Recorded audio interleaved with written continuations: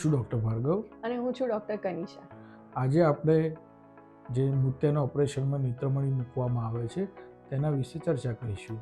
હા, તો હવે સૌથી પહેલાં અમે વાત કરવાના છીએ ટાઈપ્સ ઓફ આઈઓએલ્સ, જે વિભિન્ન પ્રકારના જે નેત્રમણી આવતા હોય છે એના વિશે. તો મેઇન જે 4 ટાઈપ્સ કહીએ આપણે, 4 ટાઈપના જે લેન્સ છે એ છે મોનોફોકલ, પછી મલ્ટીફોકલ, ટ્રાયફોકલ અને ઇડોફ. એટલે મોનોફોકલ એટલે કે સિંગલ ફોકસ છે, એટલે સિંગલ ફોકસ ડિસ્ટન્સનું હોય છે, એટલે તમને ડિસ્ટન્સનું ચોખ્ખું દેખાય, નજીક માટે ચશ્મા પહેરવા પડે. જે મલ્ટીફોકલ છે એમાં સેમ ફોકસ છે એમાં, એટલે નજીકનું અને દૂરનું ચોખ્ખું દેખાય છે, એટલે ચશ્માની નજીક અને દૂર માટે જરૂર નથી પડતી. કદાચ કમ્પ્યુટર વર્ક કરતા હોય તો તમારે ચશ્મા પહેરવા પડે. થર્ડ પ્રકાર છે કે ટ્રાયફોકલમાં તમારે નજીક, પછી ઇવન કમ્પ્યુટર વર્ક જે ઇન્ટરમીડિયેટ કહીએ એ, અને ડિસ્ટન્સ, ત્રણેય તમને ચોખ્ખું દેખાય છે, એટલે ત્રણેયમાંથી કોઈમાં ચશ્માની જરૂર ના પડે.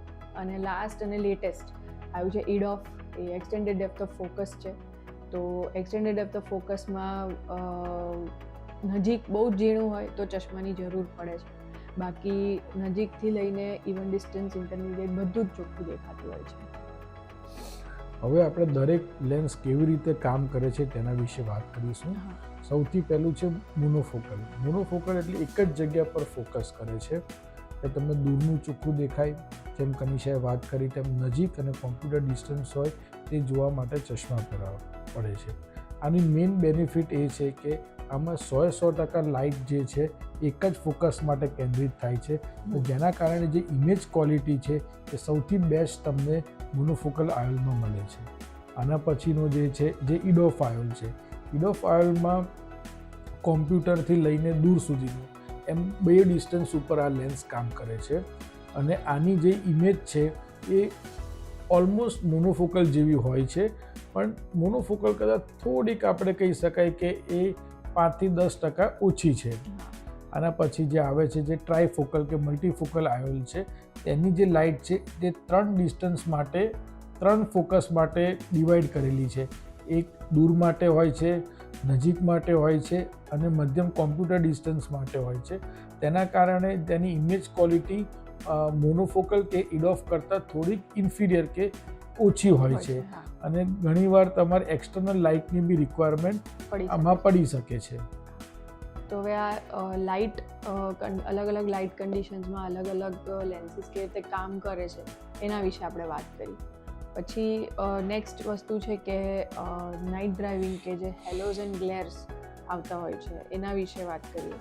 તો આ એક એવી વસ્તુ છે કે મોનોફોકલ હોય છે, એમાં રિંગ્સ નથી હોતી કારણ કે સિંગલ ફોકસ છે, એટલે રાત્રે ડ્રાઇવિંગમાં બહુ જ સારું રહે છે, કારણ કે બિલકુલ ગ્લેર્સ અને હેલોઝ નથી થતા.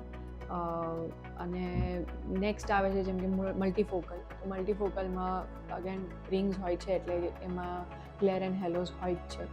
ટ્રાયફોકલમાં બી સેમ વસ્તુ છે, ગ્લેર હેલોઝ ખરા.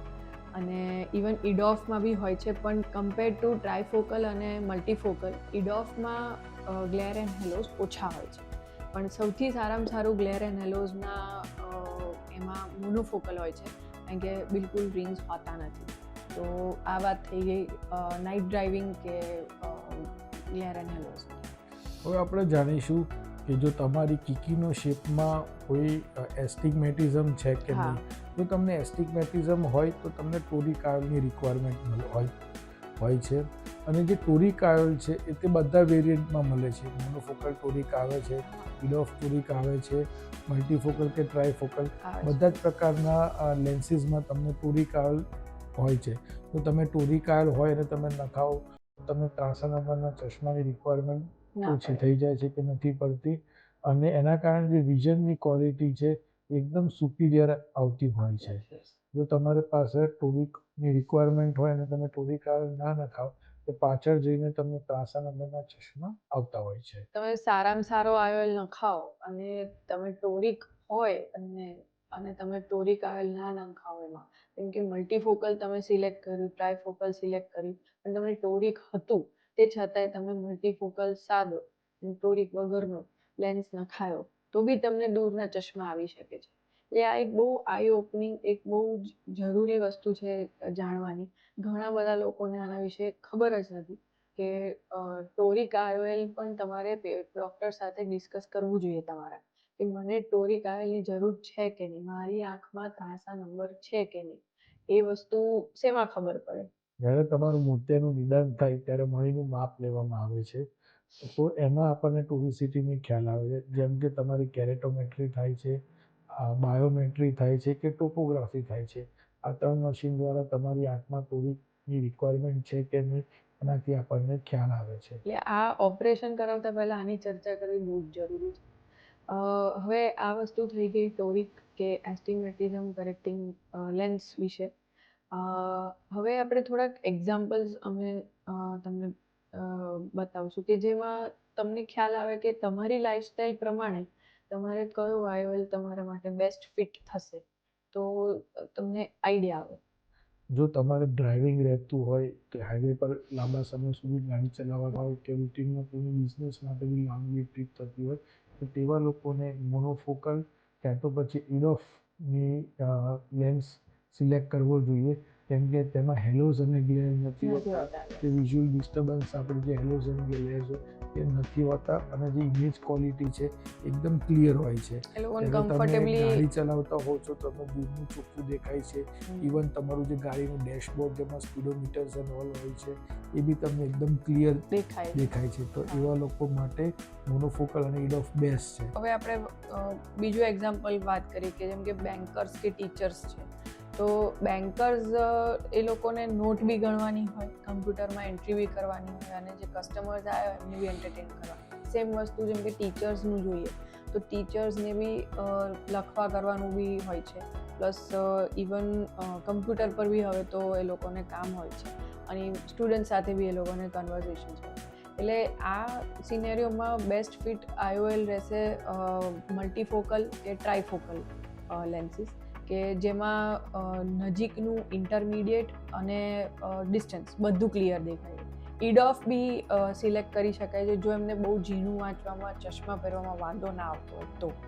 અને નાઇટ ડ્રાઇવિંગ અગર થતું હોય તો ટ્રાયફોકલ બેસ્ટ અવોઇડ કરવું. તમે બેન્કર છો, ટીચર છો, પણ નાઇટ ડ્રાઇવિંગ તમારા માટે રહે છે તો પછી ટ્રાયફોકલ અવોઇડ કરવું જરૂરી. હવે આપણે વાત કરીએ કે કોઈ જેના ઘરમાં મારા જેમ કે દાદી છે કે નાની છે, જેમને દૂરનું જોવાનું હોય છે, એમને શું કહેવાય ટેલરિંગ વર્ક છે કે ભરતકામ છે કે નજીકનું ચોપડી વાંચવી ખૂબ જ ગમતી હોય છે, તો તેમની માટે મલ્ટીફોકલ એ બેસ્ટ ઓપ્શન છે. દૂરનું બી ચોખ્ખું દેખાય અને નજીક માટે બી તેમના માટે આ બેસ્ટ વિઝન રહે છે અને તેમને ડ્રાઇવિંગ બી નથી કરવાનું હોતું. એટલે આપણી જે લાઈફસ્ટાઈલ છે, આપણે કેવી પ્રકારની જીવન જીવીએ છીએ, આપણે કયા ડિસ્ટન્સ ઉપર આપણું મેજર કામ હોય છે તે આપણા ડૉક્ટર સાથે ડિસ્કસ કરીને આપણે બેસ્ટ IOL આપણા માટે સિલેક્ટ કરી શકીએ. બરાબર છે. હવે એક લાસ્ટ એક સેક્શન છે કે જેમાં જે આપણા પેશન્ટ્સ હોય છે એ સૌથી વધારે કયા પ્રશ્નો લઈને આવતા હોય છે ઓપરેશન પહેલાં, એની ખાલી આપણે મોસ્ટ કોમન આસ્ક્ડ ક્વેશ્ચન્સ જે છે આપણા એના જવાબ આપીએ તો એનાથી બધાને બહુ મદદ થશે. તો પહેલો પ્રશ્ન મારા મગજમાં એ છે કે મને ઓપરેશન પછી કેવી ફિલિંગ થશે, મને ઓપરેશન પછી કેવું થશે. તો ઓપરેશન પછી તમને થોડુંક ઝાંખું દેખાય, તમને એવું લાગે કે જાણે કે ખટકે છે, ઘણાને પાણી આવતું હોય છે અને કંઈક ઘણીવાર દવાઓના હિસાબે કાંકરા જેવું થોડુંક ચૂપતું હોય છે. તો આ જે બધી વસ્તુઓ છે એ થોડાક દિવસમાં ધીમે ધીમે કરતાં જેમ દવાઓ પડે અને રૂજ આવે એમ કરતાં ઓછું થઈ જાય, એટલે એની ચિંતા કરવા જેવું હોતું નથી. બીજો મેઇન પ્રશ્ન પૂછતા હોય છે કે હું કામ પર ક્યારે જઈ શકું. મોસ્ટલી અત્યારની જે સર્જરી છે તે ટાંકા વગરની થાય છે, ફિક્યુમલ્સિફિકેશનની થાય છે, પટ્ટી વગરની થતી હોય છે. તો જે ડાયલેટિંગ ડ્રોપ્સની ઇફેક્ટ છે 4 to 6 અવર્સમાં જતી રહે છે. તો ધારો કે આજે ઓપરેશન કર્યું, નેક્સ્ટ ડે જો તમારા ડૉક્ટર કે બધું સારું છે, કોઈ સોજો નથી, તો તમે બીજા દિવસથી વર્ક કરવા માટે ગુડ ટુ ગો છે. ખાલી જ્યારે ટીપાનો ટાઈમ થાય ત્યારે તમારે ટીપા નાખવા જરૂરી હોય છે. લોકો એવું બી પૂછતા હોય છે કે જેમ કે ફિમેલ્સ હોય, હાઉસવાઇફ્સ હોય, તો એમને પૂછવું હોય, જાણવું હોય કે હું રસોઈ ક્યારથી કરી શકીશ, હું ઘરકામ ક્યારથી કરી શકીશ. તો ઘરકામ બી સેમ સરે કીધું એવી રીતે જ કે તમારે નેક્સ્ટ ડે જ્યારે તમારા ડૉક્ટર તમને નેક્સ્ટ ફોલોઅપમાં જોવે સર્જરી પછી અને એમને એવું લાગે કે બધું સારું છે, વિઝનને એમના હિસાબે જે ચેકઅપ કર્યું હોય બધું વ્યવસ્થિત હોય, તો પછી મોસ્ટલી થોડાક દિવસમાં 2-3 દિવસ પછી તમે તમારું થોડું ઘરકામ અને રસોઈ બધું કરી શકો. એટલે એમાં પણ ચિંતા કરવા જેવું હોતું નથી. અગત્યનો પ્રશ્ન જેન્ટ્સ મને પૂછતા હોય છે કે ઓપરેશન પછી ગાડી ક્યારે ચલાવી શકાય. તો ઘણા લોકોએ જો મોનોફોકલ કે ટોરિક આયોલ જેમ ડૉક્ટરે સજેસ્ટ કર્યું હોય એ પ્રમાણે સિલેક્ટ કરતા હોય અને જો ઓપરેશન પછી ચશ્માનો નંબર નથી આવતા તો તમે નેક્સ્ટ ડેથી તમારું ડ્રાઇવિંગ કરી શકતા હો છો. અને જો તમે એ લેન્સ સિલેક્ટ ના કર્યો હોય તો 300 નંબર કે એવું કંઈ આવ્યું હોય તો ત્યારે તમારા ડૉક્ટર એમ કે 20 દિવસથી તમે રાહ જુઓ અને ચશ્માનો નંબર આપીએ પછી તમે ડ્રાઇવિંગ કરી શકતા હો છો. હવે બીજું એક છે કે મારે જે પ્રોટેક્શનના ચશ્મા આપવામાં આવે છે એ લોકોને ક્યાર સુધી પહેરવા પડશે. તો એનો એ જવાબ છે કે 1 અઠવાડિયા માટે તમારે ઘરમાં અને બહાર તમારે પહેરવાના રહેતા હોય છે અને 1 મહિના માટે ઓપરેશનથી 1 મહિના સુધીમાં તમારે બહાર પહેરવાનું હોય છે. અઠવાડિયા પછી તમે ઘરમાં ના પહેરો તો ચાલે. સૌથી બીજો પ્રશ્ન પૂછતા હોય કે મને ઓપરેશન પછી ચશ્માની રિક્વાયરમેન્ટ રહેશે કે નહીં. તો આમાં તમે કયા પ્રકારનું નેત્રમણી સિલેક્ટ કર્યો હોય છે તેના ઉપર ચશ્મા આવશે કે નહીં તે નિર્ભર થતું હોય છે. જો તમે મોનોફોકલ લેન્સ સિલેક્ટ કર્યો હોય તો તમારે નજીક માટે ચશ્માની રિક્વાયરમેન્ટ આવે તે તમારા ડૉક્ટર 20 દિવસ પછી આપતા હોય છે. જો તમે મલ્ટીફોકલ કે ટ્રાયફોકલ લેન્સ સિલેક્ટ કર્યો હોય તો તમારે ચશ્માની રિક્વાયરમેન્ટ નથી હોતી. કે તમે કયા પ્રકારનું નેત્રમણી સિલેક્ટ કરો છો તેના આધાર પર ખ્યાલ આવશે કે તમારે ઓપરેશન પછી ચશ્મા આવશે કે નહીં. ઇવન ટોરિક નોન ટોરિક બી તમે શું સિલેક્ટ કર્યું છે તેના ઉપર બી આપણને જાણી શકીએ. વિડીયો જોવા બદલ આભાર. શેર અને સબસ્ક્રાઇબ કરો.